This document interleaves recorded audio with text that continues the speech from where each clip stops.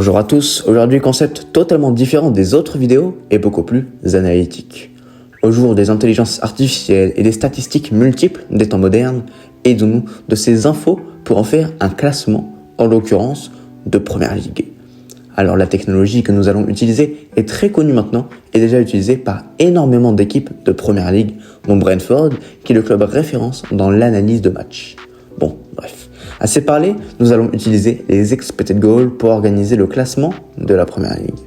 Juste avant, pour ceux qui ne savent pas ce que c'est une technologie et un outil statistique qui permet de savoir à chaque action la probabilité qu'elle aboutisse à un but.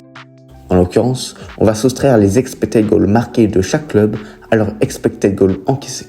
Autrement dit, on va voir quelle équipe surperforme le plus par rapport à ses actions et quelles équipes sont les moins performantes.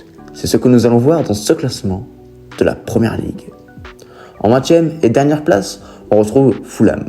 Promu il y a maintenant 2 saisons, les Cottagers sont tout feu tout flamme à l'image de leur cinglante défaite 5-1 contre Manchester City.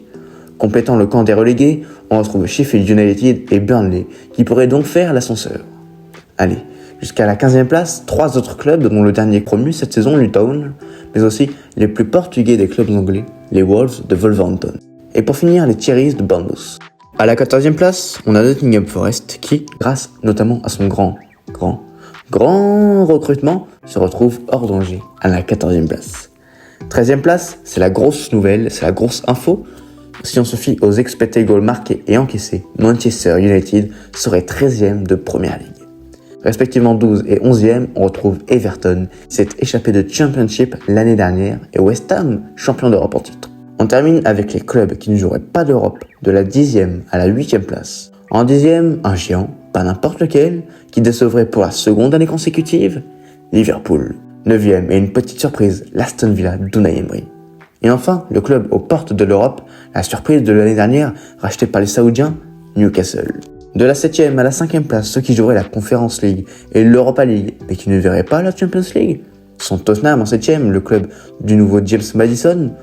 Il y a en 6e place le club d'Evan Ferguson, la pépite de Brighton. Et enfin, en 5e position, l'équipe qui joue sous les ordres de Roy Hodgson en 4-4-2, l'équipe de Jordan Ayew et qui est aussi appelée les Seagulls. On parle bien sûr de Crystal Palace. Alors si ce classement est déjà plein de surprises, notamment par la 13e place de Manchester United, de la 10e place de Liverpool, de la 5e place maintenant de Crystal Palace, la 4e place est sûrement la plus surprenante. En 4e place, on retrouve l'équipe qui utilise les Tata et qui est coachée par Thomas Frank, une certaine équipe nommée Brentford. Attention, il ne reste plus que 3 clubs pour un podium. Il nous reste donc Chelsea, Manchester City et Arsenal. Sur la plus petite marche du podium, on retrouve une équipe qui est resplendie avec la venue d'un coach espagnol, une équipe qui retrouve la Champions League cette année. On parle bien sûr d'Arsenal, qui de Chelsea ou de Manchester City serait d'après une IA championne d'Angleterre cette saison 2023-2024. C'est après la pub. Mais non, je rigole. C'est maintenant au bout de 3, 2, 1. Le champion d'Angleterre serait Manchester City et donc Chelsea 2e. Voilà donc un classement plutôt équitable dans l'ensemble avec néanmoins 4 grosses dingueries. Commençons par la 13e place de United, la 10e de Liverpool, puis la 5e de Crystal Palace et enfin et surtout la 4e place synonyme de Champions League pour Brentford. Voilà pour ce concept, sûrement la même vidéo la semaine pro pour la Ligue 1. D'ici là, abonnez-vous et profitez des anciennes vidéos déjà disponibles sur la chaîne de Collectif Football.